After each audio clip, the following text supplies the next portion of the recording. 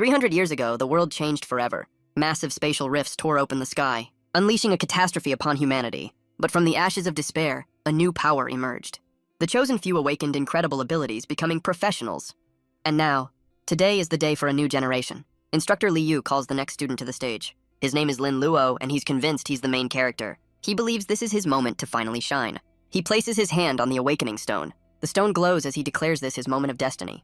But his confidence shatters at the unexpected result. Instructor Li Yu officially announces his awakening as a D-rank priest. He walks away from the stage in a daze, while the crowd murmurs in disbelief. The words "male healer" echo around him, a crushing weight. His classmates try to cheer him up, though one can't resist a jab.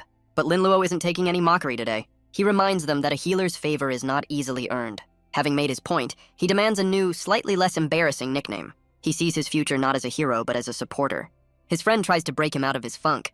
Tang Chung, a C-rank rock knight, offers to team up. He envisions them as a classic tank and healer duo. Suddenly, a brilliant pillar of light erupts from the stage. The students shield their eyes from the dazzling radiance. A new figure emerges, Lian Yining, the Spirit Frost Maiden. Her power is confirmed with an incredible A-rank rating. The crowd links her success to her looks and grades naturally. As she walks past, Lin Luo can only stare, completely mesmerized. The instructor praises Lian Yining's A-rank awakening. Meanwhile, the ceremony continues with mixed results for others. Lin Luo quietly accepts his fate as a D-rank healer. He decides to check his personal attribute panel for the first time, but his first skill is something he's never heard of. A mutated skill with a rather aggressive description. He realizes it's the complete opposite of a healing art. His skill tree is mostly locked, leaving him to wonder about its potential. A sudden realization dawns on him. What if he can force all his skills to mutate? Convinced his theory is worth trying, Lin Luo immediately gets to work. Tang Chung watches, confused by his friend's sudden intensity. Lin Luo explains he's buying skill books, a luxury afforded by his wealthy sailor aunt. Meanwhile, Instructor Li Yu officially brings the awakening ceremony to a close. The students are dismissed and told they can finally go home. She offers a final word of encouragement to those whose paths will be different.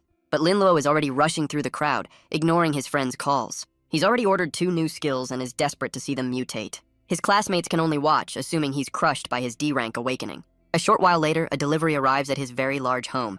Back in his luxurious home, Lin Luo holds his 2 new skill scrolls. The scrolls are for recovery art and calmness art.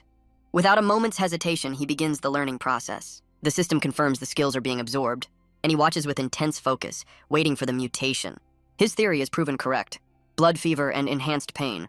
He immediately begins to strategize, combining his new debuffs. A wicked grin spreads across his face. No one will call him a simple healer now. Just then, a notification pings. He's been added to a group chat. He realizes it's a group for all the newly awakened combat professionals. Instructor Li Yu lays out the plan, 10 days to train for a major exam. Lin Luo reads the message with a chillingly confident smirk. He imagines himself on a throne of skulls, ready to show them all what healing truly means. His mind races with visions of his enemies falling before his twisted arts. Meanwhile, on a quiet basketball court, the mood is far more somber. Lian Yining's friend asks why she seems so down, guessing it's about Lin Luo. She tries to deny it, but her friend sees right through the lie. Her friend reminds her that their paths are now diverging due to their different ranks. The harsh reality of their situation leaves Lian Yining completely stunned. Just then, another A-ranker, Yang Haoran, approaches to talk about their bright futures. Her friend explains that Yang Haoran, an A-rank magic swordsman, has pursued her for some time, but Lian Yining cuts him off with a cold rejection. She declares her future is her own business and walks away. Left behind, his friendly facade crumbles into a bitter sneer. He threatens her, revealing he knows about her feelings for the D-rank Lin Luo. The scene shifts to the Demon Rat Plains, a training ground for novices. Lin Luo arrives, ready to test his mutated arts. His eyes burn with a dangerous determination. Nearby, a party is recruiting members for a hunt, calling out for various roles, including a priest. How convenient. A woman in red approaches, offering to team up with the young rookie. But Lin Luo politely declines, preferring to act alone. Her armored companion questions her interest in the boy. The man scoffs at his arrogance, but she sees a rare composure. They move on to hunt a special monster, leaving Lin Luo to his own devices. Deeper in the plains, another party struggles against the vicious demon rats. Lin Luo observes a lone demon rat from the safety of a nearby tree. He analyzes its stats, a level 2 demonized rat with bloodthirsty skills. He understands why teams are necessary, but it's time to test his own skills. He unleashes his first mutated art on the unsuspecting creature. Lin Luo is stunned by the sheer power of his mutated skill. He can't believe a D-rank priest could kill a monster so quickly. Eager to see more, he immediately targets another one. The second rat dissolves just as fast, granting him a burst of experience. And just like that, he's already leveled up. He opens his attribute panel, ready to allocate his new points. Knowing a priest's power scales with their mental attribute, he prepares to invest heavily. But first, he wants to test his final skill, enhanced pain. He casts the spell but is confused by the lack of results. The rat just squeals and charges, apparently not in the mood for extra suffering. The rat's body is instantly torn apart by his dark art. He realizes his attack is too fast for his pain-enhancing skill to work. Days pass in a blur of grinding and slaughter, and soon enough, he reaches the coveted level 10. He's thrilled with his progress, having done it in just 6 days. His skill tree reveals some rather unconventional new options. He questions the sanity of a priest learning acute gastroenteritis. Suddenly, a chorus of squeaks echoes through the plains. A much larger, more menacing creature emerges from the trees. Lin Luo realizes he's killed so many rats he's summoned the boss. The massive rat lunges forward with blinding speed, but Lin Luo is unfazed, calmly raising his hand. He unleashes his dark art, striking the beast head-on. He notes that his skill bypasses its defenses just as he'd hoped. He stacks his debuffs, causing the creature to shriek in agony. This is a level 15 boss, a challenge for a full party of 10, but for Lin Luo's mutated arts, it's just another weakling. He turns away, ready to collect his loot, but he's not alone. A group of professionals appears, claiming this entire area for their guild. Lin Luo simply looks up, his dark aura swirling, and challenges their claim. Lin Luo simply watches them, a picture of calm confidence. The guild members struggle with the weakened boss, shouting warnings to each other. One of them is suspicious, believing Lin Luo's surrender was far too easy. But Lin Luo just offers a peace sign as a dark purple energy gathers around his staff. The guild leader warns his team to stay focused on the monster. Suddenly, one of the men clutches his stomach, overcome with a sudden violent illness. He screams in agony, unable to control the sudden affliction. And then he's overcome by a rather explosive biological event. His teammates are horrified by the sight and the sudden stomach pains of their own. The smell is overwhelming, and they realize this is worse than any poison bomb. The guild leader can't focus, distracted by the overwhelming stench. Lin Luo, however, is completely unbothered, having come prepared. He watches the chaos unfold with a wicked grin. As the guild members double over in pain, Lin Luo decides to add another layer to their suffering. A dark energy erupts, finishing off the weakened fighters. In the end, he stands alone amidst the carnage. The boss drops a massive pile of loot, including a rare skill book. He notes the incredibly low drop rate, wondering if his solo hunt was the key. He also discovers that equipment skills, unlike his own, cannot be mutated. Lin Luo decides to learn the new skill he just acquired. The skill begins to integrate with his system, and just as he hoped, it mutates into Black Death Outbreak. He recognizes the name, a plague that once devastated humanity. He knows that even at level 1, its potential is terrifying. With his new power secured, he stores the rest of his loot, but a sudden cracking sound shatters the quiet. He looks up to see a tier in reality itself, a secret realm. An undiscovered dungeon, the Scarlet Altar, has just appeared before him. These realms are known to be incredibly rare, filled with priceless loot, and they only open once. He knows that the greater the risk, the greater the reward. A token reveals this realm is hard difficulty, a serious challenge for a solo player. But leaving to find help risks losing this once-in-a-lifetime opportunity. He decides to gamble, tossing the token into the portal. But just then, the party from before returns, celebrating a successful hunt. The woman in red immediately spots the entrance to the secret realm. They can't believe their luck, stumbling upon such a rare find. But their excitement fades when they realize they're too high level to enter. The woman in red immediately makes an offer, claiming the realm for herself. Her companions are left stunned by her sudden power move. The woman in red isn't worried, claiming the realm for her niece. Inside, Lin Luo finds himself in the Scarlet Altar. His mission is clear, but the difficulty is immense. He analyzes the level 15 demonized lizards. Their stats are high for a common monster, but their low intelligence is a weakness he can exploit. The creatures charge, their senses sharper than he expected. He prepares to cast a spell to halt their advance. His curse takes hold with a sudden violent effect. Ah yes, the most powerful weapon in his arsenal, biological warfare. He realizes the cave's poor ventilation makes his usual tactics self-destructive. It seems he'll have to rely on his newest, more deadly skill. Meanwhile, outside the portal, the woman in red waits for her guest of honor. A young woman arrives, presenting her aunt with a fluorescent cat she found. The aunt offers a gift in return, the secret realm itself. She assures her niece that a team of elite bodyguards will guarantee her safety. The men pledge their lives to protect none other than Lian Yining. Lian Yining reluctantly accepts, though she'd hoped to form her own party. Her aunt pushes her forward, urging her to enter before they're discovered. But before she can step through, she's suddenly yanked into the portal. Her bodyguards realize someone is already inside, blocking their entry. The woman in red assumes it's a novice who will die soon enough. But Lian Yining can only wonder who could have beaten them there. Inside the altar, a lizard creature is consumed by a dark, sickening art. Lin Luo stands over the fallen, bathed in the light of another level up. He marvels at his rapid progress in the high-difficulty realm. He considers the true power of his Black Death skill. In an enclosed space with so many targets, it's the perfect weapon. But he knows a direct assault against the Horde would be suicide. He needs a carrier, a way to spread his plague through the ranks. And then he spots the perfect candidate. A level 15 elite monster, the White Lizard. He realizes it's the perfect carrier for his plague. He unleashes his Black Death Outbreak, infecting the elite monster with his dark art. The creature is visibly confused, its subordinates chattering in alarm. With a confident smirk, Lin Luo watches his plan unfold. The infected carrier returns to the heart of the lizard den. He sits back, sensing the virus spreading exponentially. He notes their lack of hygiene is making his job far too easy. Lin Luo raises his staff, declaring the hour has arrived. With a single word, he triggers the plague. A wave of dark energy erupts from the infected carrier, consuming the entire lizard horde in an instant. Experience points flood his system as the monsters fall. He can feel his power surging, his level climbing rapidly. In just a few minutes, he's gained 6 levels in a row. But as he approaches the altar, he sees he's not quite done yet. A lone figure remains, confused by the human survival. It's the dungeon boss, a level 20 Scarlet Lizard Priest. Lin Luo realizes this isn't just an elite, but a full-fledged boss. The Scarlet Lizard Priest roars, preparing to unleash its own arts. But Lin Luo sees an opening, a chance to strike while it's weak. He stacks his debuffs, a cocktail of pain and blood fever. The boss dissolves into nothingness before his overwhelming power. He catches his breath, relieved the boss was a glass cannon. His focus shifts to the next objective, destroying the altar itself. But a strange energy suddenly erupts from the boss's remains. The remaining undead lizards swarm the body, consuming it. They fuse into a grotesque, pulsating mass of flesh because of course they do. The abomination roars, revealing its new form, a level 20 rampage mutation. Dark chains erupt around it, a manifestation of its terrifying power. Lin Luo can only watch, breathing heavily from his previous battles. He realizes this new boss is a terrifying mix of melee and magic. Worse still, he's completely exhausted with no skills left to cast. The creature lunges forward with a furious roar. It sends him flying with a brutal, overwhelming strike. He quickly pulls out a mana potion, knowing he needs to recover. He tries to drink it as the monster looms over him, but the beast unleashes a powerful charge, giving him no time at all. The monster unleashes a binding art of pure blood energy. Lin Luo scrambles to evade the crimson tendrils erupting from the ground. He chugs his potion and unleashes his most powerful skill. But the beast is too fast, leaping over the dark projectile. His attack misses completely, striking the ground behind the monster. The creature lands with a ground-shattering impact. But Lin Luo reveals the boss was never his intended target. As the monster charges, his true plan comes to fruition. The Black Death erupts from the altar, consuming the remaining corpses. He catches his breath, his health critical, but his mana fully restored. The monster roars, confident that Lin Luo is finished.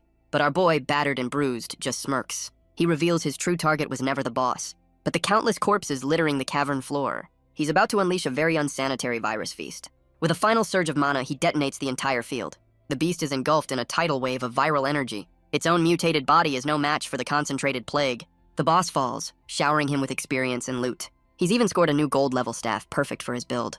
He checks his new skills, which include mental confusion and Alzheimer's technique. He marvels at how ridiculous his skill tree has become. With the battle over, it's time to collect his spoils. His new staff even comes with a summoning skill, perfect for manual labor. As his new minions clean up, they uncover a unique D-rank rune. It's a demonized rune, an upgradable item that boosts his stats. And with that, a system notification declares the secret realm complete.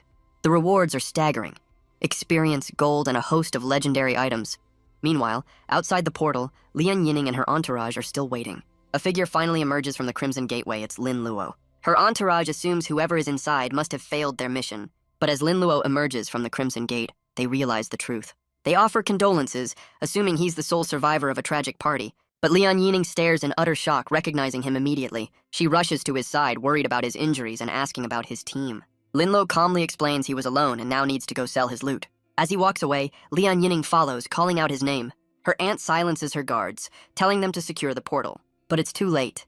The secret realm is already disappearing. They can only stare, finally understanding that he cleared the entire dungeon by himself. The woman in red can only stare, processing the impossible truth. Meanwhile, Lian Yinning chases after Lin Luo, calling for him to wait. She explains the bodyguards weren't her idea, and that she believes his story. He brushes it off, but she quickly changes the subject, asking to team up for the exam. An exam that will determine their entire future, no pressure or anything. He tries to dissuade her, citing his low rank, but she's surprisingly insistent. Flustered by her forwardness, Lin Luo reluctantly agrees to her proposal. Later, back at his home, Lin Luo takes stock of his massive haul. He's earned a small fortune, realizing just how lucrative this new life can be. But his quiet moment of reflection is suddenly interrupted. His friend Tang Cheng bursts in, worried he'd been sulking for days. But Lin Luo cuts him off, offering him some of the loot from his hunt. He explains where he's been and proposes they team up for the exam. Tang Cheng is overjoyed by the offer, maybe a little too overjoyed. Meanwhile, in a much less friendly home, a father berates his daughter. He's furious that Lian Yinning is refusing a team up with an S-class professional. But she defends her choice, revealing that Lin Luo cleared the secret realm alone. Her father considers this, but she clarifies he's just a D-rank priest. The man explodes in rage, refusing to believe such an impossible story. But her aunt, the woman in red, confirms the story is true. knowing the boy hides a powerful secret. Her father walks away in defeat, telling them to do as they please. Days later, the exam begins at the base of the colossal trial tower. A reporter broadcasts live from the scene, hyping up the massive event. She explains the tower's legend, a path to godhood for those who can conquer it. The broadcast highlights the top S-rank professionals expected to dominate the trials. Elsewhere, Tang Cheng nervously questions Lin Luo about their third teammate.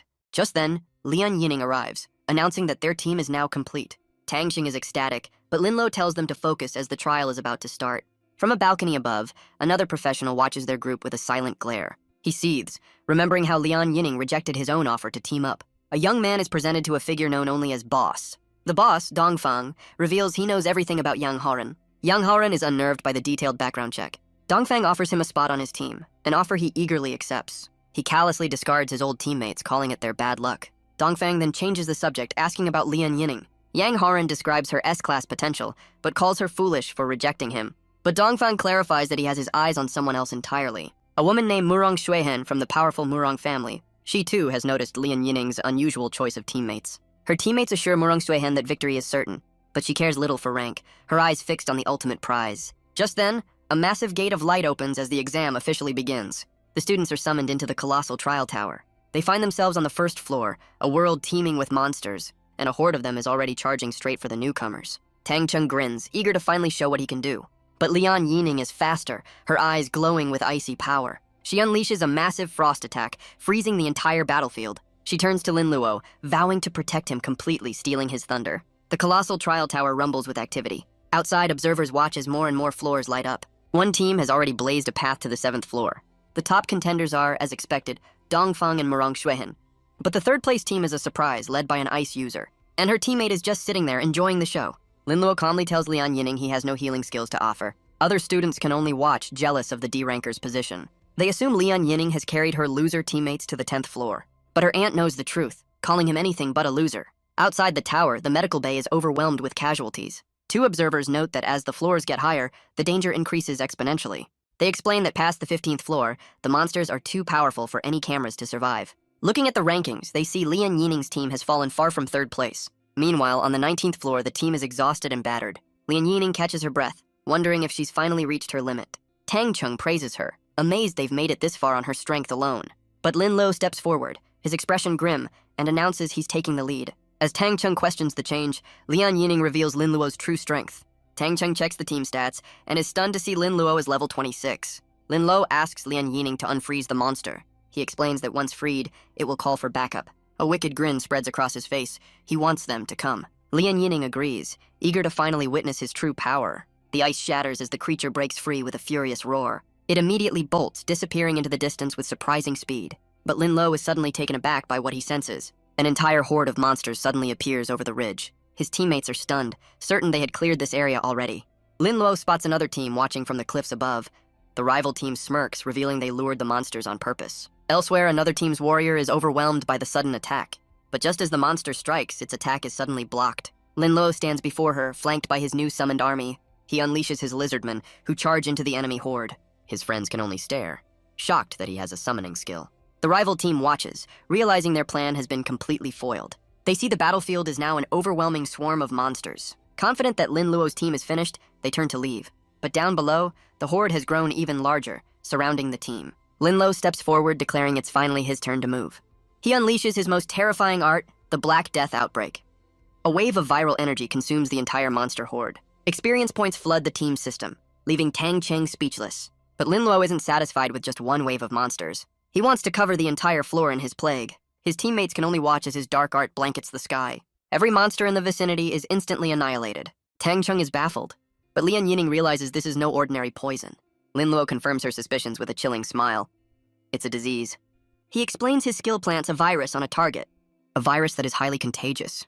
With so many hosts, the plague can now cover the entire floor. Tang Cheng panics, but Lin Luo assures him he's in complete control. But it's a different story for those who aren't his allies. The rival team flees, certain their trap was a success. Their leader urges them onward, having found the path to the next floor. But they stop, confused by the sudden change in the sky. A sense of dread washes over them as they look up. A massive dark cloud spreads across the horizon, and it's heading their way. The rival team is immediately overwhelmed, coughing violently in the toxic cloud. A searing pain rips through their minds as the virus takes hold. Their leader realizes this is no ordinary attack, and quickly forfeits the exam. Outside the tower, a group of high-ranking officials watches the proceedings. They speculate on how far this new generation will climb. Yang Haoren praises his new leader's foresight, but Dongfang dismisses Murong Xuehen as a temporary threat. Meanwhile, Murong Xuehen's team is swarmed by monsters. Their tank desperately throws up a holy shield, which barely holds against the relentless assault. The team struggles, feeling like they're being specifically targeted. As one teammate falters, Murong Xuehen prepares to take the lead, but another teammate suddenly turns on them, accused of betrayal. A loyal party member refuses to believe Dongfang would deceive them. The betrayer declares she'll finally beat Murong Xuehen in a contest for a man. Her teammate asks if they should push forward, but Murong Xuehen has other plans. She declares they've already qualified, and she'll take the throne from Dongfang soon enough. Meanwhile, Lin Luo's team arrives at the entrance to the 20th floor. Tang Chung is ecstatic, ready to climb dozens more floors with his overpowered friend. But Lian Yining is more analytical, realizing his skills work best on low-level monsters. Lin Luo agrees, admitting his plague is less effective in open, well-ventilated areas. His friends also realize that his wide-range attacks can hit other teams by accident. Tang Chung worries they might be making a lot of enemies. But Lin Luo just smirks, repeating the word offend with a chilling tone. He declares that in this world, you either fight or you perish. Weakness has no place here. His friends pledge their loyalty, ready to face any enemy who dares to cross him.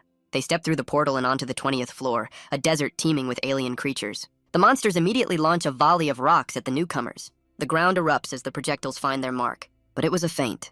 Tang Cheng stands alone, drawing their attention. He taunts the horde, daring them to come and get him. His plan works a little too well as the entire swarm descends upon him. He scrambles back to Lin Luo, begging for backup. Lin Luo calmly looks up as one of the creatures lunges from above, but a flash of icy energy intercepts it midair. Lian Yining unleashes a wave of ice, creating a barrier for her team. She declares that as long as she's here, no one will harm Lin Luo. But Lin Luo steps forward, ready to begin his own assault. He unleashes his Black Death outbreak once again. Meanwhile, the officials note that Dongfang has broken a record. They wonder why Murong Xuehen stopped, calling it a minor setback. They believe this competition will forge the next generation of heroes, but their discussion is interrupted by an urgent report. The poisonous cloud from before is now spreading upwards. It's already reached the 24th floor, affecting thousands of students. The medical bay is in chaos, with only the top students safe above the 24th floor. The old official demands to know how many are left, learning it's less than 100. Another official suspects this isn't a monster, but a man-made disaster. The horrifying truth dawns on them. Saboteurs have infiltrated the exam. He explains that in the 300 years since the apocalypse, not everyone chose to fight for humanity. Some, in their despair, chose to surrender to the very forces that destroyed their world. This shadowy group, known as the Fallen, seeks to bring about humanity's end. The officials realize their true targets must be the S-class professionals. But they are helpless, as the tower is completely sealed off during the exam. The old man can only place his faith in the students, hoping they can overcome this new threat. On the 26th floor, the team steps into a desolate, eerie landscape. His friends celebrate their own rapid level-ups, all thanks to Lin Luo. But Lin Luo reveals he's already hit level 30, unlocking 4 new skills. The first of which is a rather unconventional form of crowd control, and the other 3 are a collection of highly contagious, unsanitary curses. With a truly unhinged grin, he decides to learn every single one. His teammates are more than a little disturbed by his sudden change in demeanor. When asked about his new powers, he wisely decides to keep them a secret. Lian Yining quickly changes the subject, reminding him about his second job transfer. He remembers the hidden job transfer book he earned and prepares to begin the quest. Lin Luo activates the hidden job transfer book and is presented with 2 unique, unheard-of paths. The first option, the Dark Lord, offers power over the undead, but the whole becoming a skeleton thing is a bit of a deal-breaker. The second option, however, is the Evil Doctor, a class that lets him perform random, dangerous surgery with 0 liability. Naturally, he finds this offer far too tempting to refuse. The system confirms his new job, the Evil Doctor, and gives him a quest to kill a silver-level boss within a month. Back in the tower, he tells his friends he must now go his own way. His friends immediately offer their help with his new mission, but Lin Luo explains he needs to kill a silver-level boss on the 30th floor. He tells them it's too dangerous for a group and he can't protect them all. Tang Chung argues that without him, they never would have made it this far. Lin Luo simply smiles and prepares to part ways with his team. But before he can leave, Lian Yining grabs his arm, stopping him. She offers him a stand-in puppet, a rare item that can block a single fatal blow. He hesitates, knowing such a precious item is basically an extra life. She insists, telling him his safety is what matters most as a friend, of course. Flustered, Lin Luo accepts the gift and tells his friends to go on without him. Lin Luo stands alone, contemplating the weight of her gift. Meanwhile, on a higher floor, the battle rages on. Another team struggles against a pack of elite hellhounds. A mysterious swordsman proposes an alliance with Dongfang's team. Dongfang agrees, leading the newly formed group toward the next floor. The swordsman unleashes a devastating lightning attack, carving a path through the volcanic landscape. With the way clear, the group presses forward.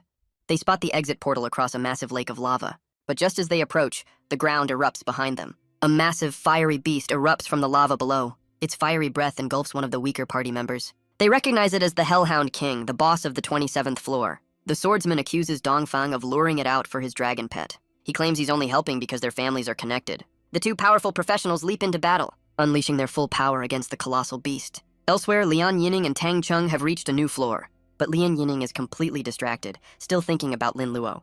Tang Chung tries to reassure her, calling her his new sister-in-law. Tang Chung reveals he knows about the love letter she wrote to Lin Luo. Lian Yining is stunned, asking how he reacted to it. He explains Lin Luo was in a strange headspace back then, lost in dreams. Elsewhere, other students emerge from the trials, battered and exhausted. A new group appears, and observers note it's Yang Haren's party. He spots Lian Yining and immediately approaches, asking if she's all right. But Tang Chung steps in, fiercely protective of his sister-in-law. The unexpected title leaves Yang Haoran completely speechless. His shock seems to echo across the vast, empty trial grounds. Tang Chung tells Lian Yining to ignore him and wait for Lin Luo. Yang Haoran explodes in rage, demanding an explanation. Tang Chung calmly explains the connection, as Lian Yining warns him to stand down. He scoffs, calling Lin Luo trash, but her silence speaks volumes. He then turns his anger on Tang Cheng, belittling his lower rank. But Tang Cheng has clearly had enough of the insults. He asks if the man who carried them to the 26th floor is truly a weakling. He then points to the leaderboard, showing Lin Luo is still climbing. The reality is simply impossible for Yang Haoran to accept. The other students are just as confused, accusing Lin Luo of cheating. Just then, two officials arrive to summon Yang Haoran for questioning. Yang Haoran is brought before the high-ranking officials for questioning. He's clearly intimidated, wondering what these powerful figures could possibly want with him. An old official asks if he noticed anything unusual in the tower, like a poisonous fog. Yang Haoran denies seeing any fog, but mentions the Hellhound King's sudden awakening. The officials conclude the Black Death was not native to the tower, but brought in by a student. Just then, a messenger arrives with an update. The plague has stopped at the 26th floor. He also reports that a third candidate has now reached the 27th floor.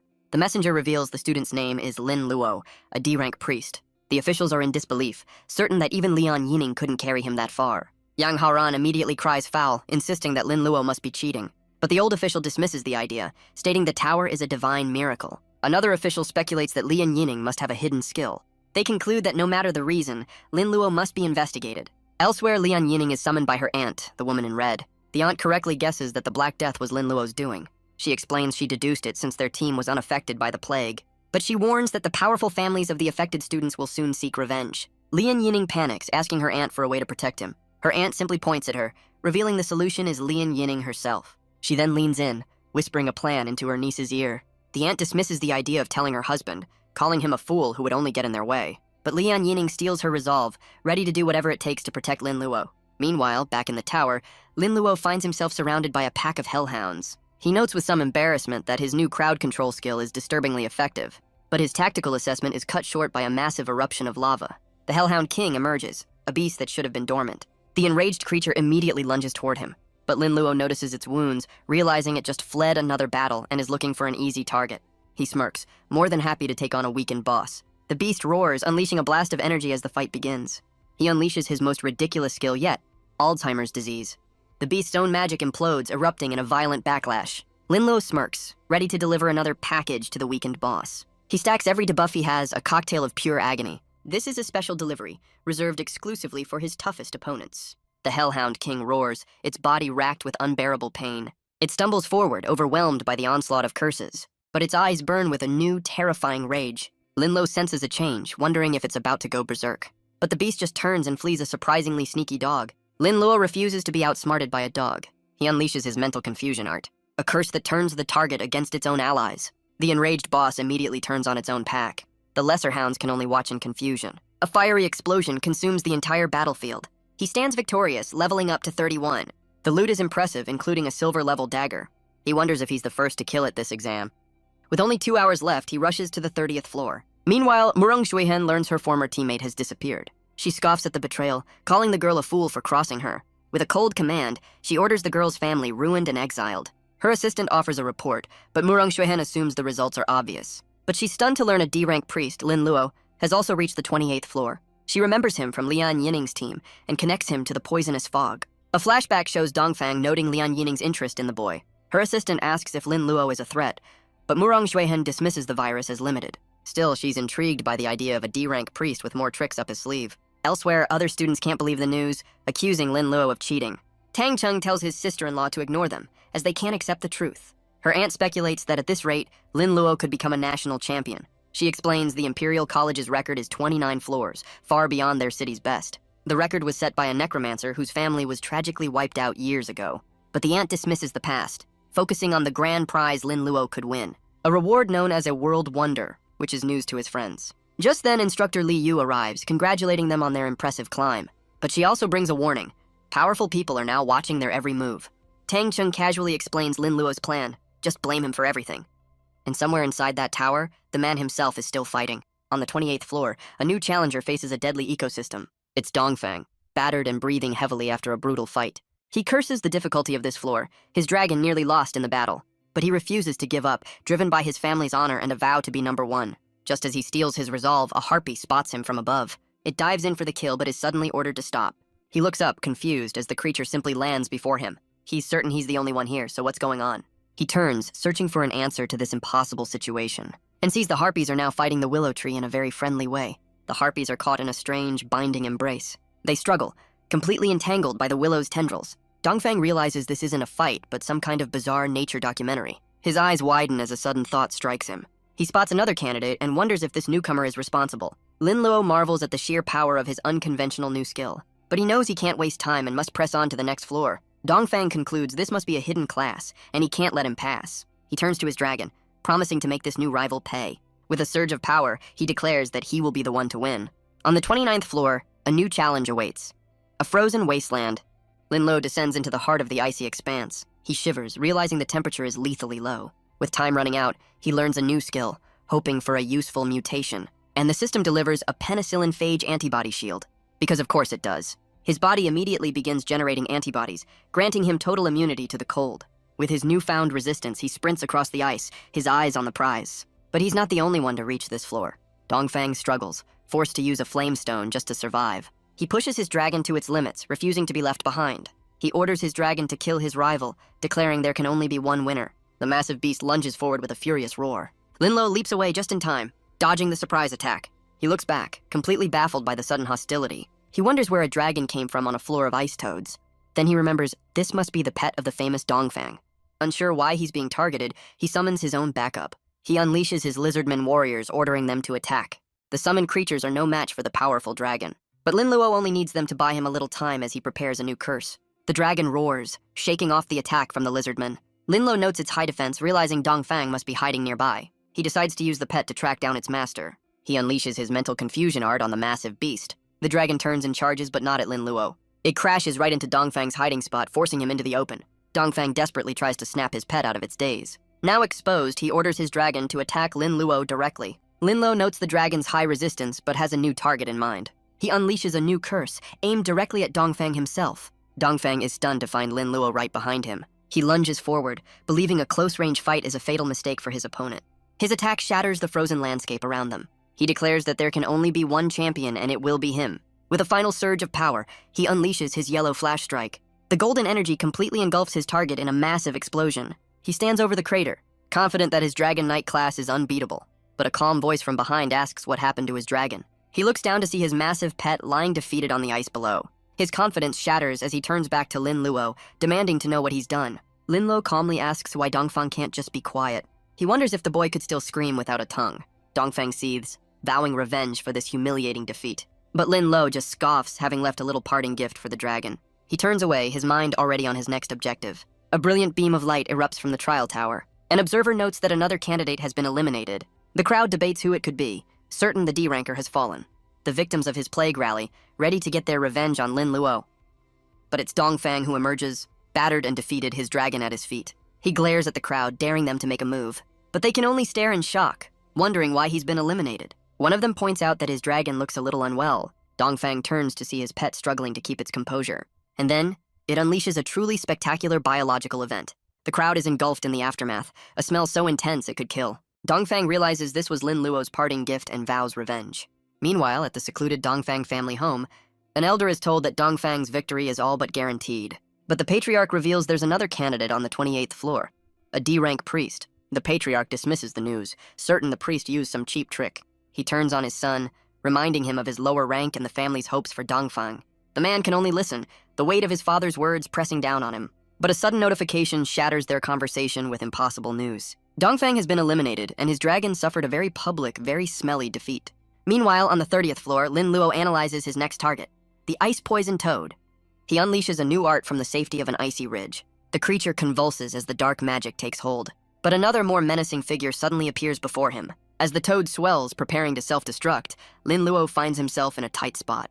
But Lin Luo refuses to let the creature self-destruct. He casts Alzheimer's, making the toad forget its own final attack. The creature simply dissolves, granting him a nice chunk of experience. Relieved, he turns his attention to the loot it left behind. He finds an ice poison bead, a rare item that can boost his stats indefinitely. But he's suspicious, wondering why such a treasure would be left untouched.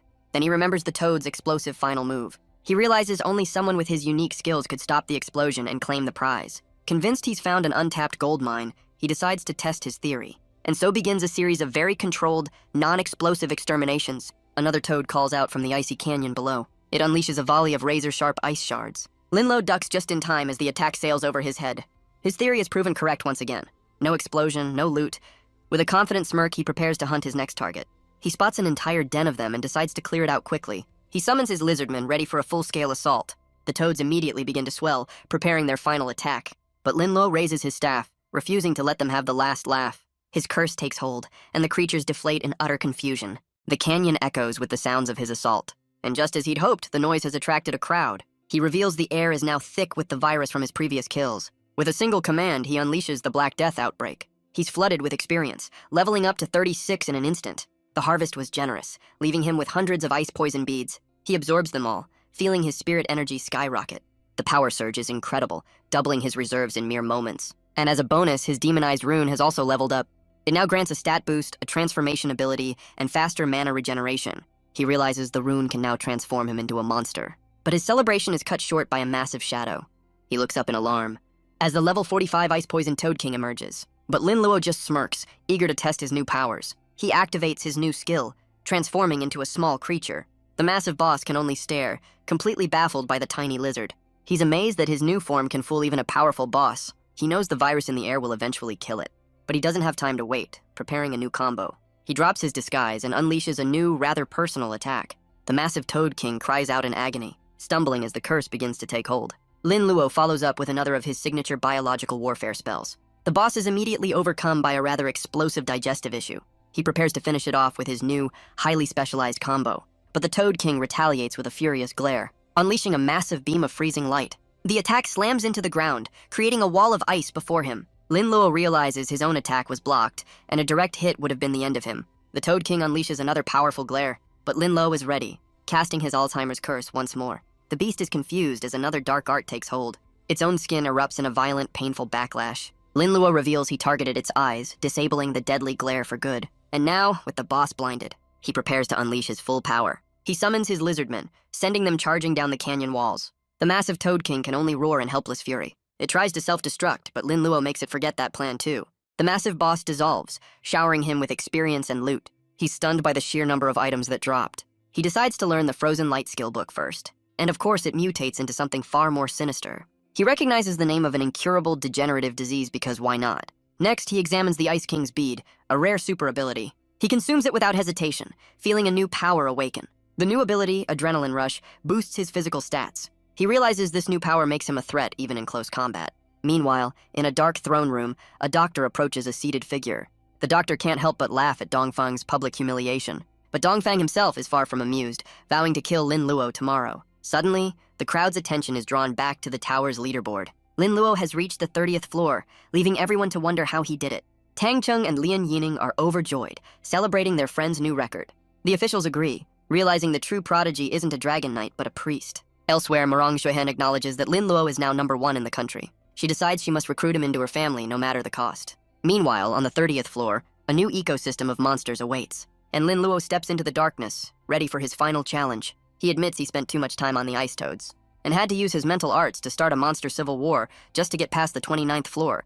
But now, with time running out, he spots the perfect tools to find the boss. He analyzes the massive level 45 bats hanging from the cavern ceiling. He decides to wake them up with a rather unpleasant curse. The spell works as intended, taking out one bat and waking the rest. The entire colony awakens, their eyes glowing with a furious green light. A massive swarm of demonic creatures descends upon him, but Lin Luo stands his ground, activating his new demonization skill. He transforms into a small bat, leaving the entire horde utterly confused. In his new form, Lin Luo searches for the humanoid boss.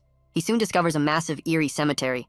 It's guarded by level 45 blood slaves, and 2 level 48 elite guards stand watch over a coffin. With no time to waste, he casts Mental Confusion. The 2 elite guards immediately turn on each other. They tear into one another with mindless fury. Lin Luo leaps back, letting them clear a path for him. He finds the level 50 silver boss, the fallen baron, still asleep. He decides to give him a rather rude awakening. The dark energy slams into the coffin with a devastating impact. Lin Luo is stunned, wondering if he actually managed an instant kill. But he knows better.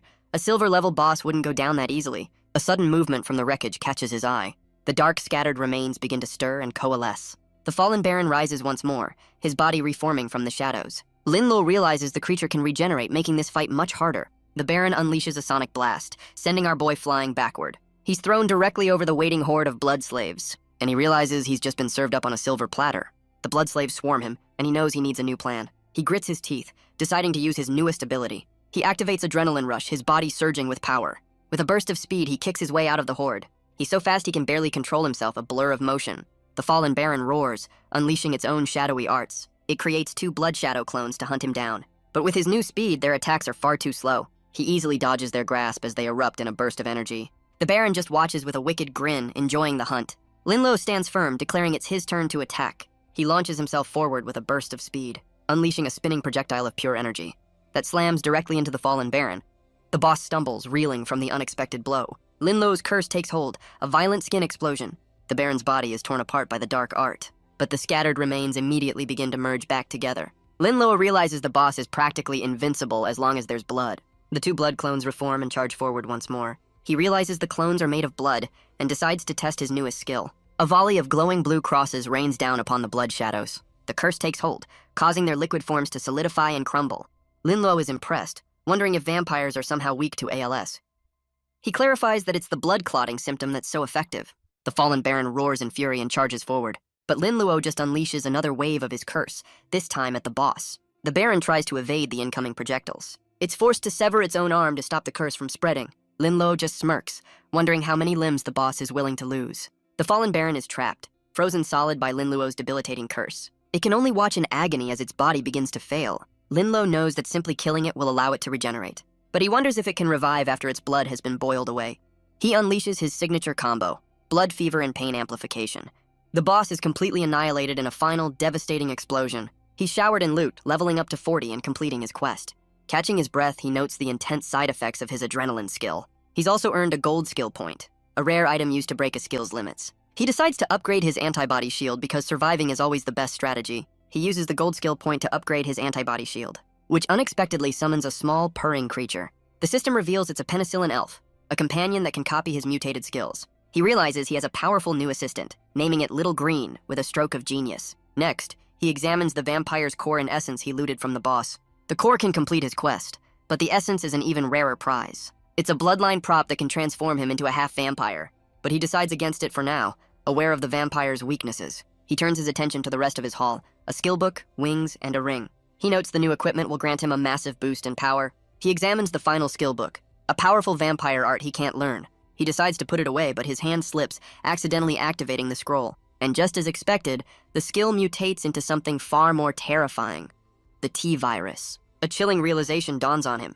His power can bypass any professional limitation. He recognizes the name from his past life, a virus that turns its victims into zombies. In a world filled with superhumans and monsters, the potential for disaster is unimaginable. He also realizes the skill only grants infection, not control over the resulting horde. Deciding the world isn't ready for a zombie apocalypse, he shelves the skill for now. With only 5 minutes left, he presents the vampire's core to complete his mission. His body dissolves into light as the trial tower exam finally comes to an end. The system confirms his mission is complete. He has officially become the evil doctor. Outside, the crowd wonders if he's trapped inside. The reporter hypes up his victory with only minutes to spare. His friends listen as the media invents a tragic backstory for him. Powerful families now scramble to recruit the new prodigy. Meanwhile, the deputy city guard receives a private report. His subordinate reveals that 7 families are already plotting against Lin Luo. But the old man dismisses them as minor threats, a test for the boy's journey, until he learns that the fallen have also taken an interest in him. The old official knows that unlike the other prodigies, Lin Luo has no powerful family to protect him. He orders 2 of his elite guardians to watch over the boy. Just then, a pillar of light erupts from the ground, and from it emerges the first-place winner, Lin Luo. But his victory is immediately met with a furious mob. The victims of his plague demand retribution for their ruined exams. A young woman leads the charge, rushing toward him, but instead of attacking, she stumbles right into him and plants a very unexpected kiss right on his lips, leaving everyone, including Lin Luo, completely stunned. The crowd recognizes the girl as Lian Yining, and their anger quickly turns to fear. She pulls away, her face flushed with emotion. As they stare at each other, both are at a loss for words. She quickly makes an excuse and runs off, leaving Lin Luo completely bewildered. She disappears into the night without another word. Later, as Lin Luo and Tang Cheng walk home, Tang Cheng can't resist teasing him about his sudden public romance. But Lin Luo suddenly stops, sensing they're being watched. A figure appears above them, impressed by the boy's sharp senses. He claims to be a messenger from the Lian family, with a very clear warning. But Lin Luo isn't intimidated, asking what happens if he refuses. Elsewhere, the two guardians watch from the shadows. Suddenly, one of them senses a familiar, chilling presence. A massive sphere of dark energy engulfs the alleyway, trapping Lin Luo and the others inside a pocket dimension. The guardians are thrown back, realizing the fallen have arrived. They recognize the attack as the work of the Lord of the Dark Mist, and they know they've failed their mission to protect the boy. They prepare to break the barrier, hoping the man inside can hold out. Inside, Lin Luo and his companions find themselves in a strange, empty space. The Lian family messenger recognizes this as the Dark Mist space. A power Tang Cheng knows belongs to an epic-level member of the Fallen. The messenger scoffs at his fear, preparing to lead them to a weak point. But as they try to escape, a shadowy figure blocks their path. A woman appears, revealing she's used a special item to seal their exit. The messenger erupts in a fiery aura, enraged by their ambush. The woman is unimpressed, ordering one of her minions to deal with him. The hooded figure lunges forward with a monstrous clawed hand. It transforms into a massive beast, ready to tear him apart. But a sudden blast of crystalline energy erupts from the side. The woman in purple offers Lin Luo a spot in her organization, the Night Watch. Tang Cheng immediately warns her to stay back, ready for a fight. But Lin Luo is confused, asking if this is just another name for the Fallen. She scoffs, explaining that Fallen is just a slanderous name they've been given. She moves closer, her hand reaching for him, and declares that they are the world's true saviors. She explains they embrace an evil god to find a new future for humanity. He asks why they're targeting him, and she reveals a poison master wants him as a disciple. Tang Cheng panics, but Lin Luo assures him he's not joining any evil cults today. Her friendly offer turns to a threat as she summons a shadowy minion to capture him. The hooded figure cackles, promising to break Lin Luo's will. He summons spectral hands from the ground to restrain him, but the caster suddenly falters, confused by his own spell. His magic implodes, sending him flying backward in agony. Lin Luo calmly reveals the source of the backlash, his Alzheimer's curse. The woman in purple watches as her minion's spell completely dissolves. The hooded man can only scream, his mind torn apart by the backlash. She glares at her subordinate, furious at his incompetence. It seems if you want something done right, you have to do it yourself. She unleashes a swarm of monstrous carnivorous plants. Tang Cheng screams for his friend to run from the incoming attack. But Lin Luo has a different plan, unleashing his mental confusion art. The woman in purple is completely baffled by the sudden turn of events. She scoffs at the idea of a priest daring to fight her directly. A dark energy suddenly wraps around the Lian family messenger, who screams in agony as the spell consumes him. The woman laughs maniacally, believing she's already won, but her expression shifts to confusion as she looks at her own eyes. Her other minion is suddenly attacked by his own summoned beast. She finally realizes Lin Luo has turned her own allies against each other. She questions his true identity, certain he's no mere D-rank priest. She realizes he used misdirection, a feint to hide his true attack. Enraged by the loss of her guards, she vows to end him herself. She unleashes a massive wave of dark, thorny wood that rushes toward Lin Luo and Tang Cheng. The ground shatters under the force of her overwhelming assault. Tang Cheng panics, but Lin Luo calmly predicts she'll be the first to fall. The woman taunts him, demanding he stop dodging and fight back. She dares him to show her the arrogance he displayed just moments before. But her taunts are cut short by a sudden dawning confusion. She looks down in horror, realizing she's been infected with a virus. The source of the infection is his tiny, adorable, plague-spreading companion. Her consciousness begins to fade as the plague takes hold. She dissolves into nothingness, completely defeated by the unseen attack. Tang Cheng can only stare in shock as Lin Luo calmly explains her demise. His attention then turns to the other battle still raging nearby. He admits he doesn't like the messenger, but decides the Fallen are the more immediate threat. The messenger's fiery attack slams into the beast-like minion. The two combatants roar at each other, enraged by the interruption. The beast-like minion struggles to block the messenger's fiery assault. The messenger roars, refusing to be denied his victory. But the creature suddenly clutches its stomach, its posture weakening. It's overcome by a sudden violent internal distress. A dawning, horrifying realization washes over the beast. It turns and flees, desperately searching for a bathroom. Yes, really. The messenger refuses to let it escape, preparing another attack. He unleashes a final devastating blast after the fleeing creature. Lin Luo calmly explains he's dealt with the problem and is ready to help. Tang Cheng can only stare, wondering how the battle ended so quickly. The messenger realizes the strongest of the fallen was just defeated by a student. He lands before Lin Luo, his suspicion growing. He demands to know what Lin Luo's true profession is. Lin Luo casually replies he's nothing special, just a priest. Unconvinced, the messenger unleashes a powerful blast of his own. Outside, the two guardians continue their assault on the barrier. They catch their breath, urging each other to press on. Suddenly, one of them realizes the dark mist space is fading. They assume Lin Luo has been killed and vow to avenge him. But as the mist clears, they find Lin Luo standing victorious over the fallen. The two guardians can only stare in disbelief. They recognize the fallen as infamous members of the cult, all of them now defeated. Lin Luo simply looks back, asking who they are. They introduce themselves as his protectors, asking what happened inside the mist. But the Lian family messenger just scoffs and takes his leave. As Lin Luo walks away, the guardians try to get some answers. Tang Cheng quickly spins a tale about the Lian family's protection. The guardians are silent, clearly not buying a word of it. Lin Luo just offers a knowing, almost mischievous smile. They let them go with a warning, telling them to stay safe. One guardian asks why they didn't press Lin Luo for the truth. The other explains their job is to protect him, not force answers. He reveals the woman they faced was a high-ranking member of the Fallen, and this incident is now far beyond what they can handle alone. As they walk home, Tang Cheng is still buzzing with excitement. Lin Luo explains that the Guardians are an official force of the Dragon Kingdom.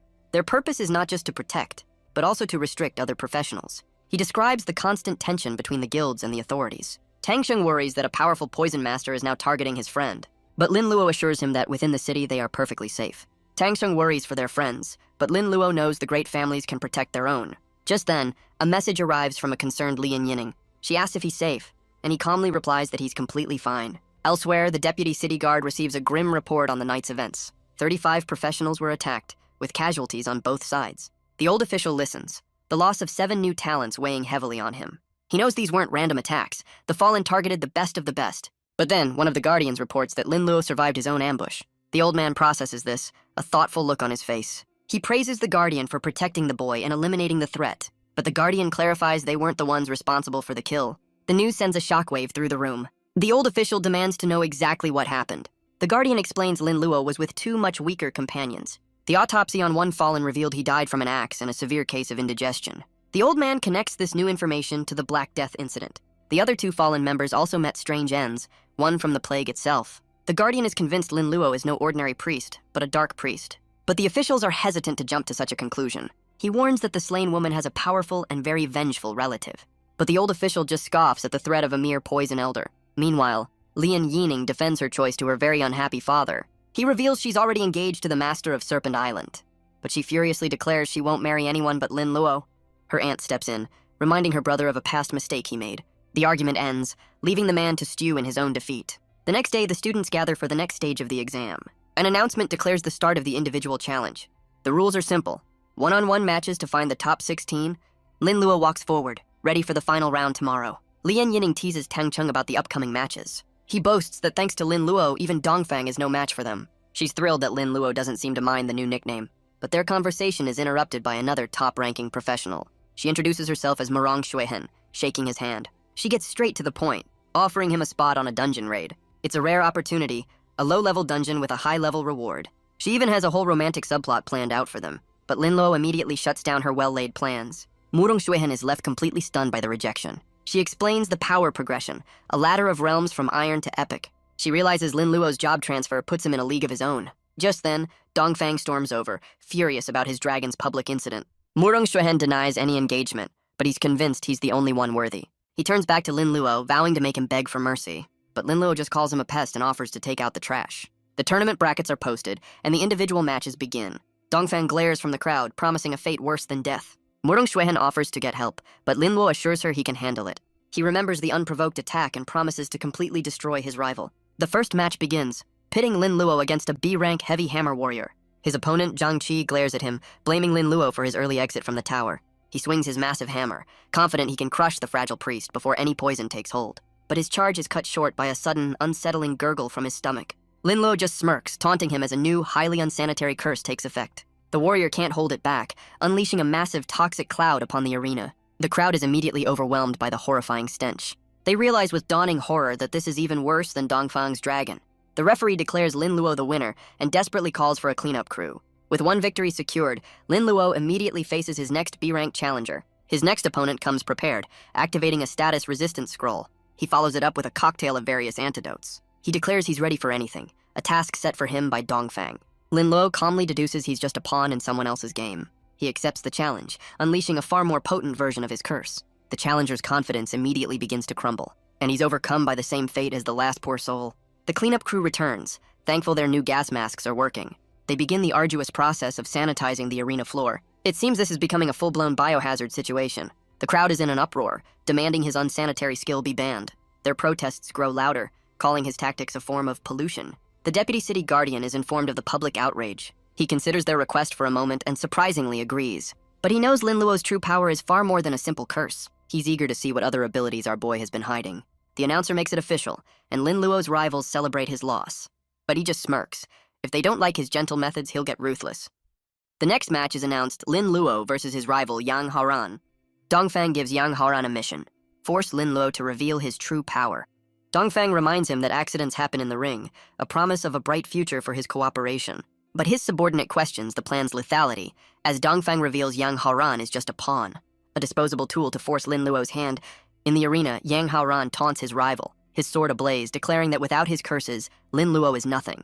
He sneers, questioning what a mere priest can do against an A-ranker. He unleashes a massive wave of fire, which is immediately met by a wall of ice. Lin Luo stands unfazed, questioning if that's all he has. Yang Haoran unleashes a flurry of elemental attacks, combining fire and ice. The crowd marvels at the power of a true magic swordsman. The crowd assumes a priest has no defense against such power. But Lin Luo stands completely unfazed by the inferno. He declares it's his turn, leaving Yang Haoran stunned. He reaches out, unleashing a curse of his own. At first, nothing happens, and Yang Haoran thinks his defense is held. But then, an unbearable itch begins to consume him. Lin Luo calmly explains it was just a minor skill. He reveals he has a whole arsenal of highly contagious curses. Yang Haoran screams, tearing at his own skin in agony. The crowd can only watch in horror at the gruesome display. But Yang Haoran fights back, using his own ice magic to numb the pain. Lin Luo notes his opponent's desperate gambit and its fatal flaw. Enraged, Yang Haoran vows to end this before his own magic consumes him. But in the end, it was never going to be enough. Lin Luo explains that freezing only dulls the curse. It doesn't stop it. He then adds another layer of agony, amplifying the pain tenfold. Yang Haoran collapses, and the referee declares Lin Luo the winner. Later, a doctor examines the fallen A-ranker with a sigh. Yang Haoran can only ask if there's any hope for his future.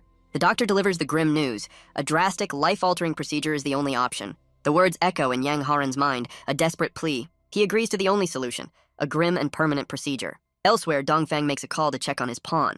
He asks how Yang Haoran is doing after the match.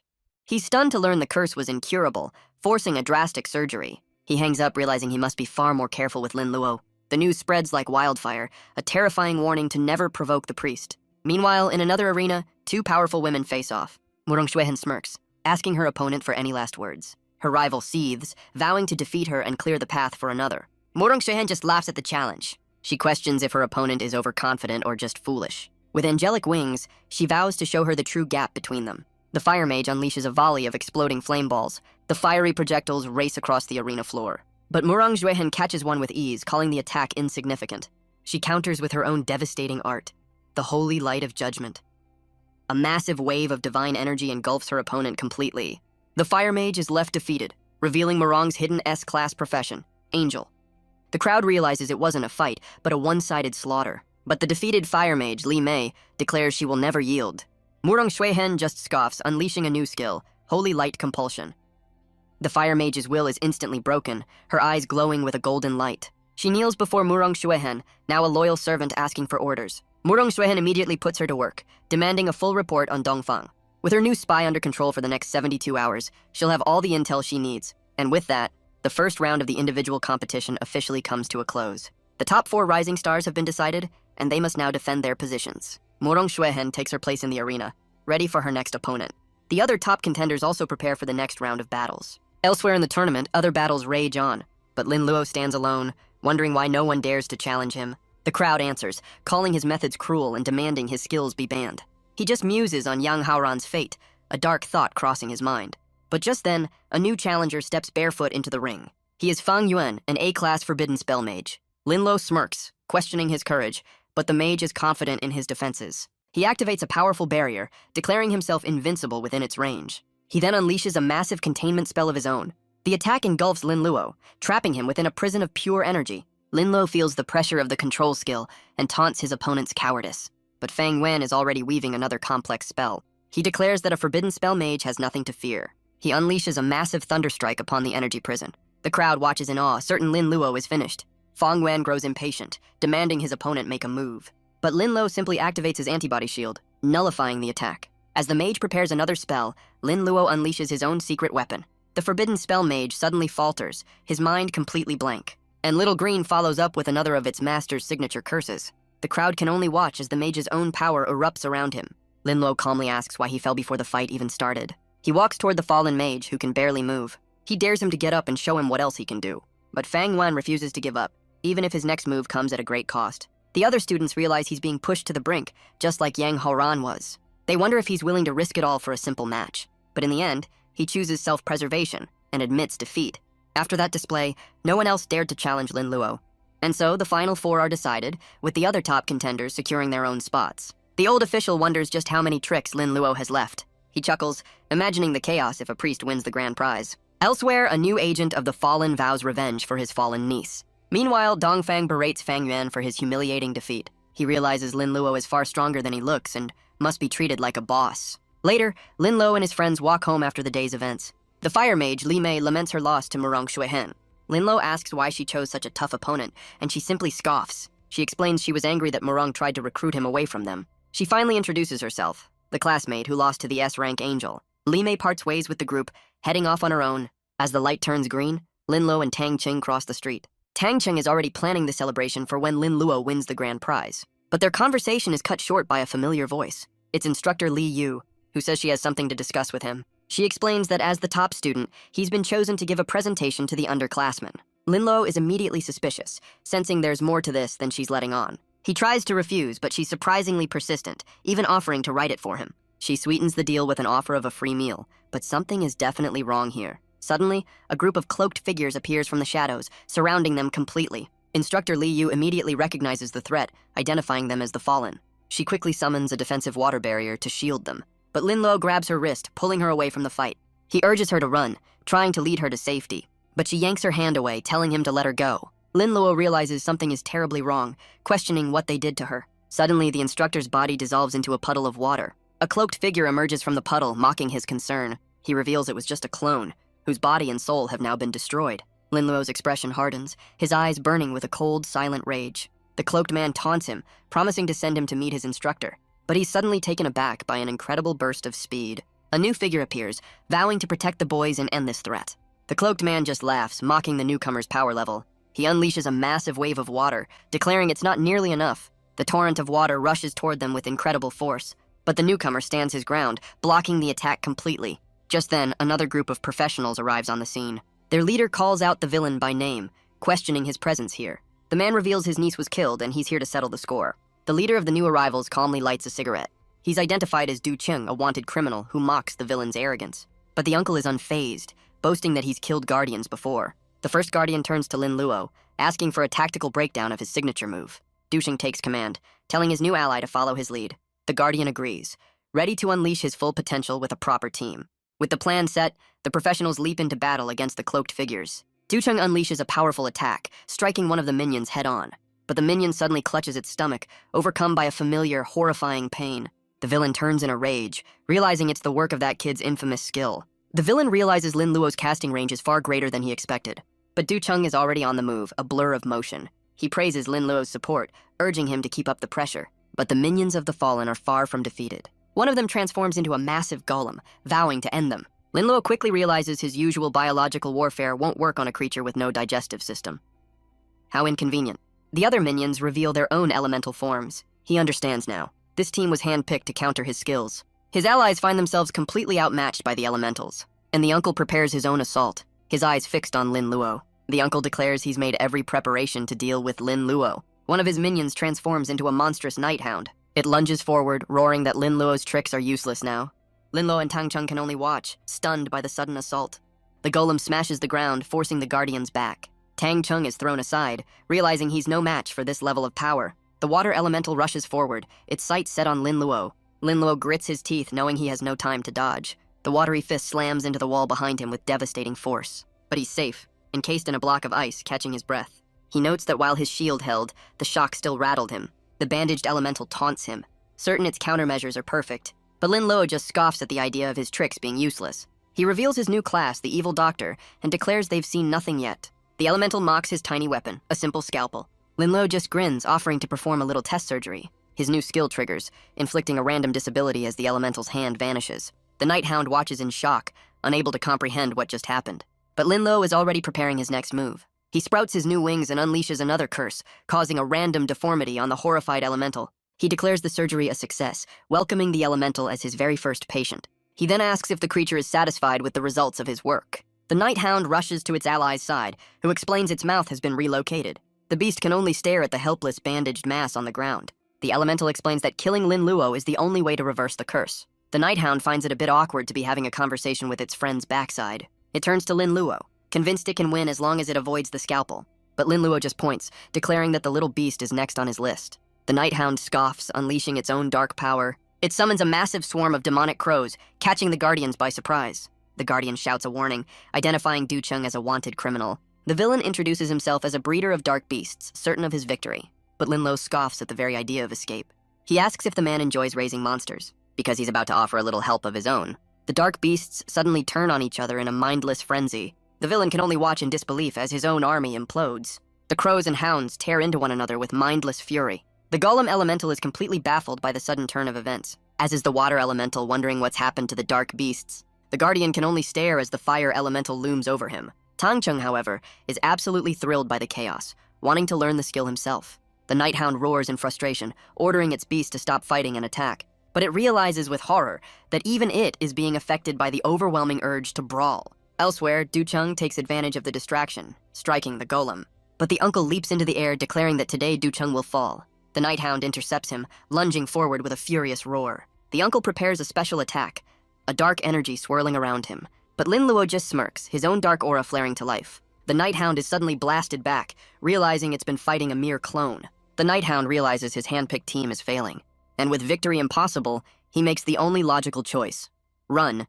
He unleashes a powerful blast, forcing the Guardians back. The Guardian is thrown aside by the sudden, desperate attack, but his eyes burn with a cold, unwavering determination. He tells Linluo to go home, promising they'll handle the pursuit. But when he turns, he finds that Linluo is already gone. Tang Cheng points to the sky, revealing our boy is already on the case. The fleeing Du Cheng seethes, blaming Linluo for his utter failure. He vows that once he returns to his true body, he will have his revenge. But the Night Hound is suddenly overcome by a host of unpleasant symptoms. It looks up to see Linluo, surrounded by his full arsenal of medical malpractice. Linluo is impressed, noting the beast's surprising tolerance for pain.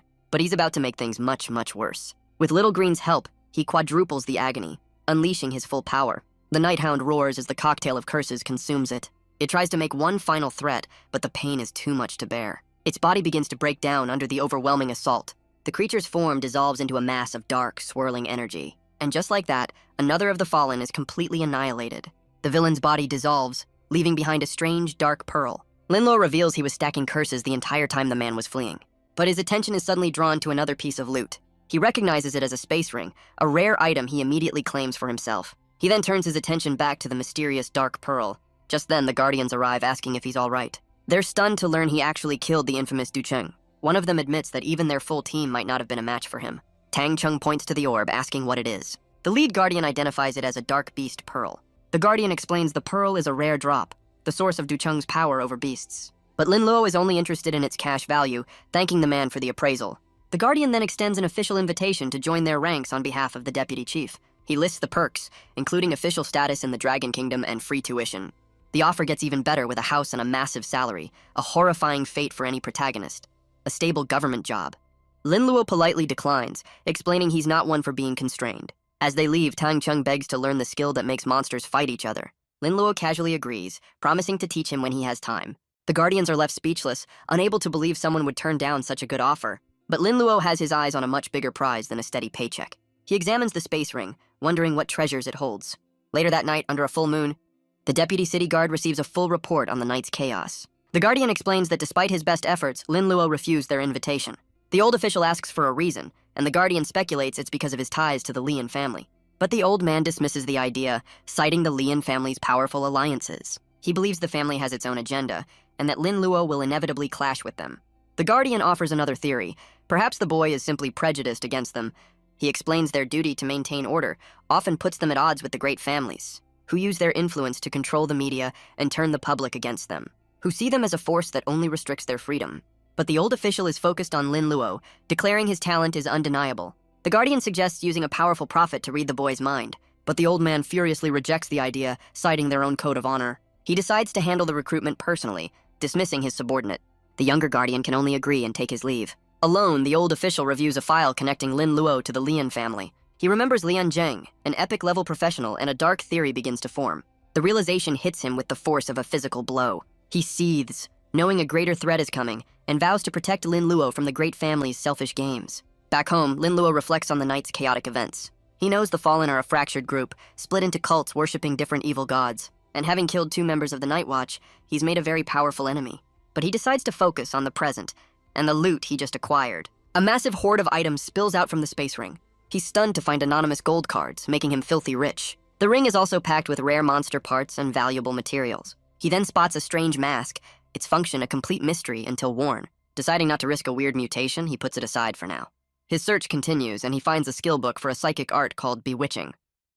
He decides this new psychic art is perfect for him, and immediately learns it. And of course, it mutates into Stockholm Self-Deception Syndrome. He recognizes the name from his past life, a truly twisted form of mental manipulation. He wonders if this new skill will come in handy for tomorrow's final matches. The next day, the final 4 professionals prepare for the semifinals. But Tang Cheng is worried, unable to find Lian Yining anywhere. Lin Luo checks his phone, realizing she hasn't responded to any of his messages. Tang Cheng speculates the worst, but Lin Luo knows kidnapping someone from the Lian family is a death sentence. He decides to contact her aunt, the woman in red, for answers. But before he can, Tang Cheng tells him it's time for his match to begin. Lin Luo tells his friend they'll worry about Yining later. For now, he has a rematch to win against Dongfang and his dragon. The crowd notes the dragon is much bigger this time, clearly juiced up by the family's fortune. In the stands, the Dongfang elders confirm they've spared no expense for this victory. They note that Lin Luo, a commoner with a unique style, has stolen the spotlight.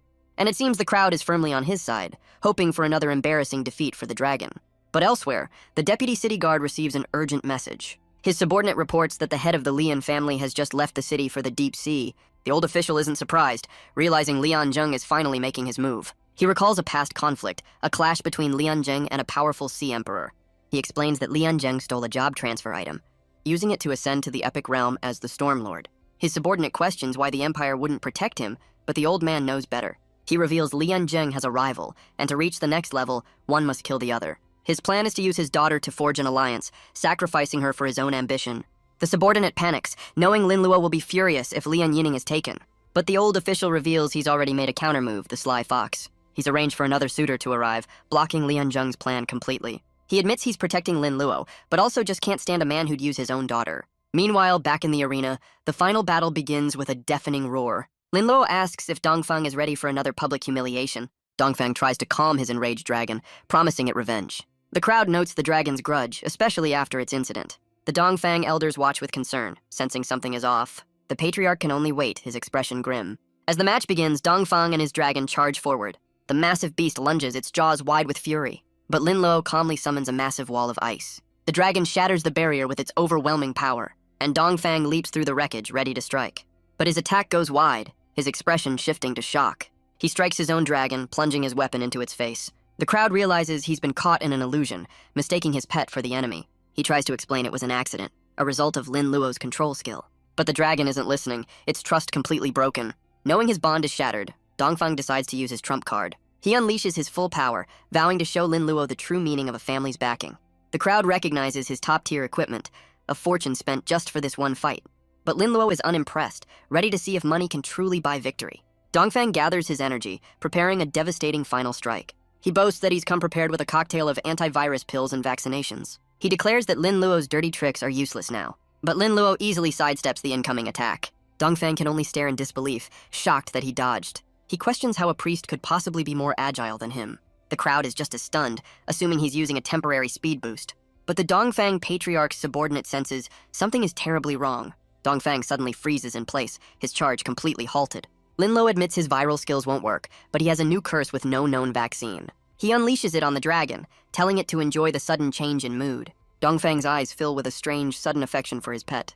A creepy grin spreads across his face as the curse takes hold. In his mind, the dragon has been replaced by a far more alluring figure. He's completely lost in the illusion, his senses overwhelmed. He leaps forward, calling out to the beauty before him. The The crowd can only watch in utter disbelief and horror. They can't believe he'd do something so questionable to his own pet. So this is what it means to be a dragon knight. How educational. The dragon can only stand there, confused by its master's sudden change. But Dongfang is still lost in his own world, seeing an annoying little demon. He promises the beauty that he means no harm, but his advances are met with a very clear rejection. Still, Dongfang is undeterred, completely lost in the illusion. The dragon finally has enough, swatting its master away with a furious roar. The crowd realizes the dragon is holding back out of loyalty. They know that for such a proud creature, this is the ultimate humiliation. Elsewhere in the stands, the Murong family patriarch watches the chaos. He turns to Murong Shuihen, asking why she's here. She explains her match is over and she's enjoying the once-in-a-century spectacle. She deduces the illusion is simply revealing his true, lecherous nature. The Murong patriarch is so disgusted he immediately cancels the marriage proposal. Murong Shuihen can only smile, enjoying the Dongfang family's public humiliation. Meanwhile, the Dongfang patriarch seethes as the crowd mocks his son's behavior. His subordinates urge him to forfeit the match to save what little face they have left. But he refuses, declaring that only a decisive victory can erase this disgrace. A woman suggests casting a spell, but he knows cursing Lin Luo would be far too risky. She offers a sly smile, a new plan forming. She clarifies her target isn't Lin Luo, but Dongfang himself. The patriarch agrees, but she warns that breaking the illusion will take time.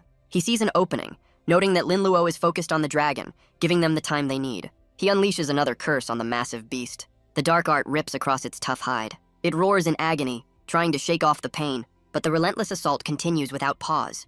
Lin Luo notes its high resistance, a truly powerful creature, but his mental curse isn't taking hold on the beast. Meanwhile, Dongfang is still lost in his own little world. He grabs onto his pet, completely unaware of reality. A strange symbol appears on the dragon's scales. He continues his advances, his patience wearing thin. A red energy swirls around Dongfang's hand. He declares that no one will stop him from claiming his prize. He lunges forward with a fiery, determined strike. The crowd is left completely speechless by what they're witnessing, as he delivers a very personal and very inappropriate attack on his own pet. The dragon lets out a roar of pure agony and betrayal. In the stands, the Dongfang family finally manages to break the curse. Dongfang freezes, the illusion finally shattering around him. He looks around, dazed, asking where the beautiful woman went. The horrifying realization dawns on him that the beauty was his dragon all along. He desperately tries to explain it was all a misunderstanding, but the dragon's eyes burn with a cold, unforgiving fury. Dongfang can only plead with his betrayed companion. The beast lets out a final, deafening roar of defiance. It turns its back on him, its loyalty completely shattered, and flies away, ignoring its master's desperate commands. In the stands, the Dongfang family realizes the contract has been broken. They've just lost a priceless, multi-generational family asset. The weight of their failure settles upon them. The patriarch declares the match lost. Their only priority now is to get their dragon back. The Dongfang family makes a hasty and very public exit. An official reports their departure, assuming they've given up the prize. But the old man knows a priceless dragon is worth far more. He immediately orders his guardians to find the now ownerless beast. But they're not the only ones who've noticed the opportunity. A new agent of the Fallen sees the dragon as a path to greater power, and she too sends her forces to claim the prize. Back in the arena, Dongfang is left defeated and alone. He glares at Lin Luo, his mind consumed by pure hatred, and unleashes a final, powerless roar of absolute fury. Lin Luo calmly asks why his opponent is yelling so loud, but Dongfang charges forward, blaming Lin Luo for his utter humiliation. He leaps into the air for a final, desperate strike. Meanwhile, the crowd gossips about his questionable hobbies. Their words cut deep, fueling his uncontrollable rage. He unleashes a massive golden thunder strike that slams into the arena with devastating force, but it's completely blocked by a wall of solid ice. Dongfang can't believe his ultimate attack was stopped so easily. Lin Luo explains that playtime is over. He's in a hurry now. He raises his hand, ready to finally end this, and reveals his true weapons, two massive glowing scalpels. The crowd is stunned, realizing he wasn't even serious in his previous fights. But Dongfang just laughs, mocking the absurd choice of weapon. Lin Luo tells him to enjoy it while he can, because he won't be laughing for much longer. Dongfang looks around, confused, believing it was just a bluff. But then, his body begins to contort in a strange, unsettling way. Lin Luo congratulates him on his sudden gender reassignment, a truly progressive form of combat.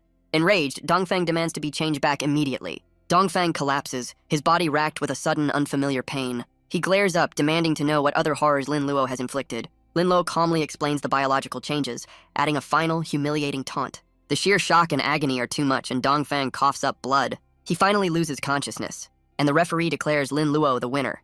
The next match is announced, a final showdown between Lin Luo and Murong Shuihen. But Murong Shuihen seems hesitant, suggesting they shouldn't fight at all. The crowd waits with bated breath for the final battle to begin. But Lin Luo is distracted, telling Tang Chung he just got an urgent message from Lian Yining's aunt. Suddenly, an announcement declares Murong Shuihen has forfeited, making Lin Luo the undisputed champion. A strange symbol glows on Lin Luo's forehead. He tells Tang Chung he's leaving to handle the emergency. Meanwhile, Murong Xuehan's team questions her decision to forfeit. They can't believe she'd give up the world wonder so easily. She explains the fight is a coin toss, with a high risk of permanent injury. Her father agrees, knowing a messy win would ruin their family's reputation. He declares that her public image is far too important to risk. After all, her reputation is worth more than any prize. But she reveals another reason. It's better to befriend Lin Luo than to make an enemy of him. Her father can only hope the boy is truly worth the investment. The award ceremony officially begins, and the announcer calls for the champion, Lin Luo, to give a speech. But the officials are left confused, wondering where their first-place winner has gone. Tang Cheng nervously takes the stage, explaining his friend had an urgent matter to attend to. The old official sighs, guessing it's about Lian Yining, and decides to let this slide. Elsewhere, Lin Luo learns the truth from her aunt. Lian Yining's father is forcing her into a marriage on Nine Snake Island. He questions the urgency, wondering why she couldn't even send a message herself. He reads her letter, a promise to meet him at Imperial University in 2 months. His mind is now set on a new goal, a new destination. He demands to know if Lian Yining is in real trouble, but her aunt can only apologize, saying she's revealed all she can before she too must depart.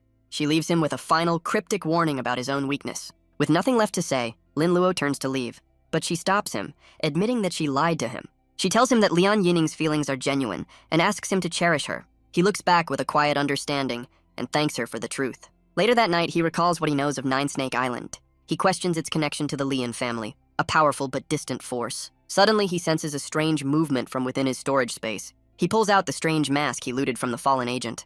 It's a communication device, broadcasting an urgent call for help. The masked figure reveals the device is a key to a virtual plaza, a hub for the Night Watch. He declares this is his chance to finally claim Dongfang's lost dragon. Meanwhile, in a high-tech medical facility, Dongfang lies in a daze. He can only mutter about his lost companion, his dragon pet. A doctor explains that while his physical wounds have healed, the mental trauma runs deep.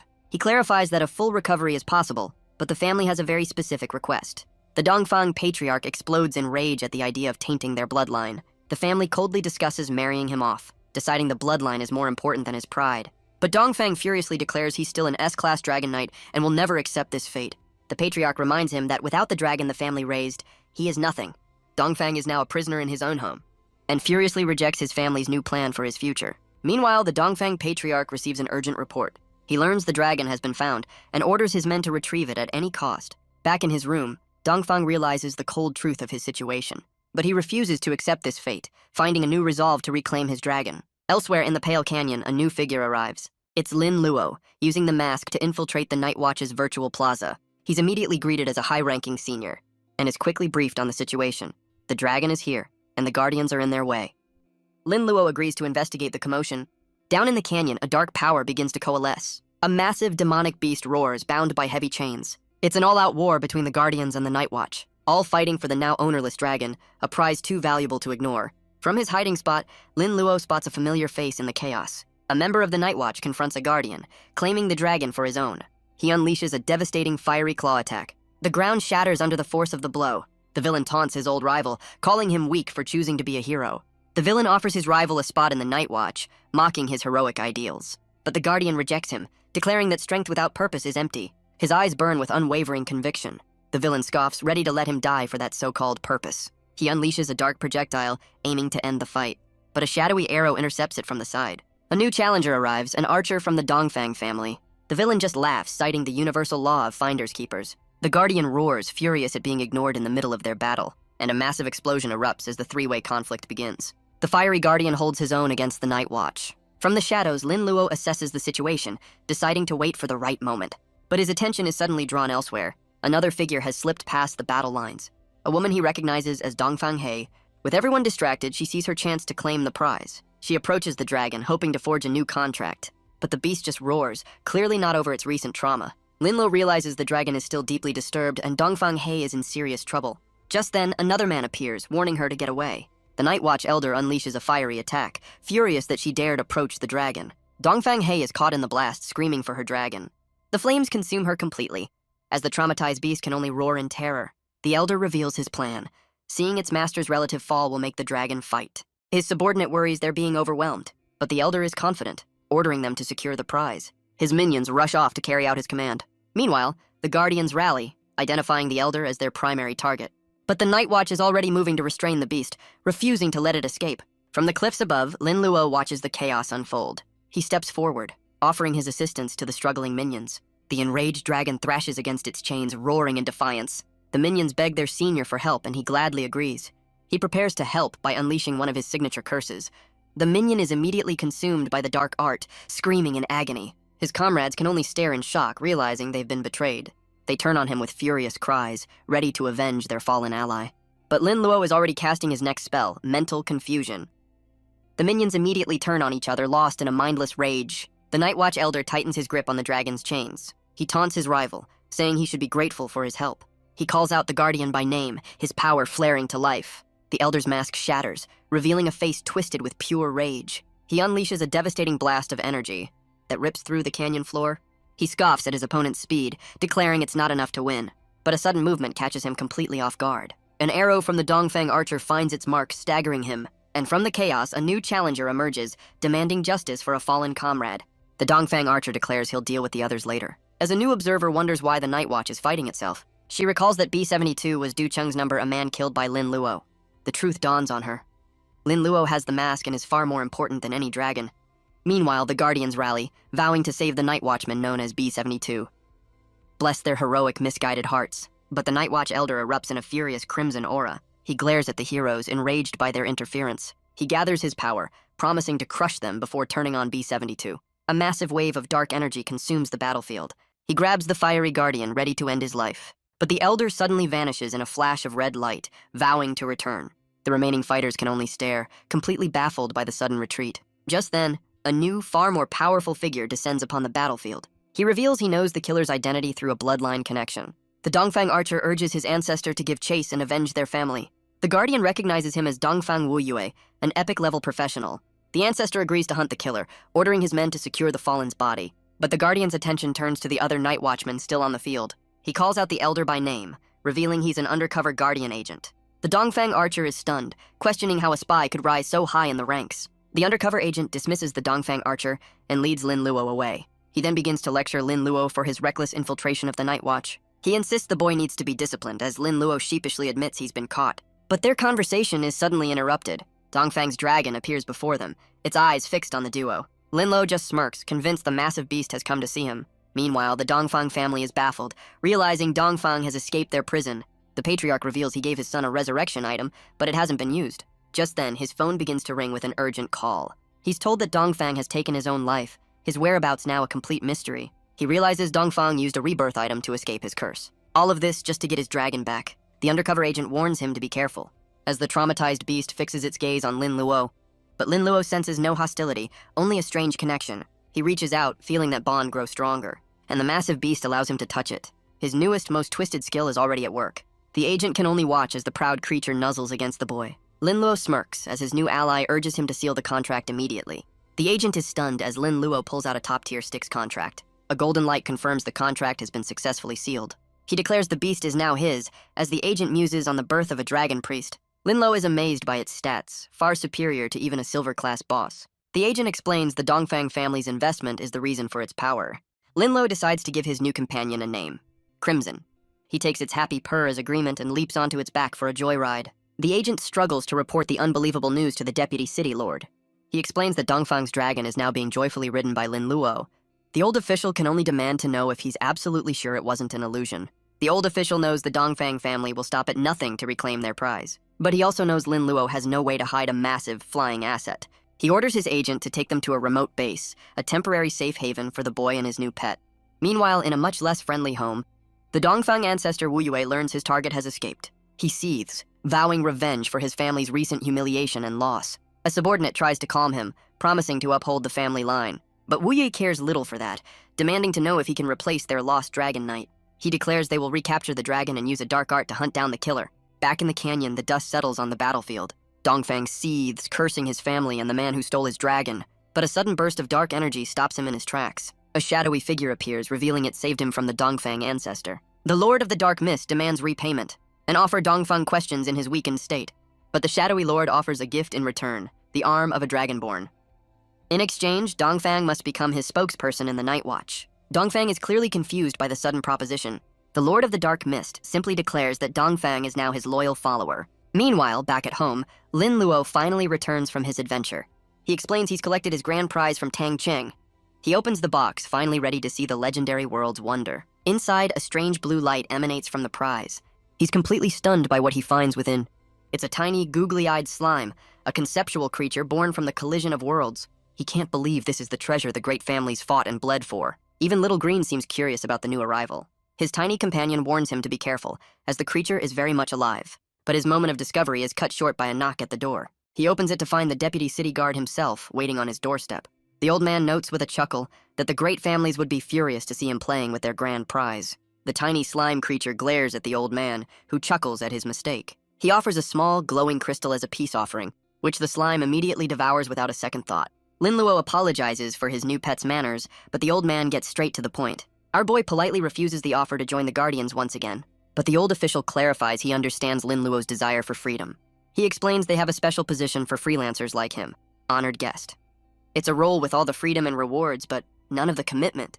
Lin Luo admits the offer is tempting, but he wants to know the catch. The old man explains it's a bet on his future, a position that even grants him authority over other guardians. The old man explains this is the best offer he can possibly make. An offer too good to refuse, Lin Luo finally agrees to join. The official is pleased, presenting him with the badge of an honored guest. One token grants authority, while the other is a perfect place to hide a certain giant stolen dragon. Lin Luo accepts, realizing these gifts are exactly what he needs. He then changes the subject, asking what this world's wonder actually does. The old man explains its true power is far beyond his current level. It's a key to the mythical realm, the final step on the path to godhood. He reveals it was won in a brutal battle against powerful deep-sea aliens. And to avoid fighting over the damaged prize, they made it a reward for the exam. The old man chuckles, amused that the great families were outplayed by a single student.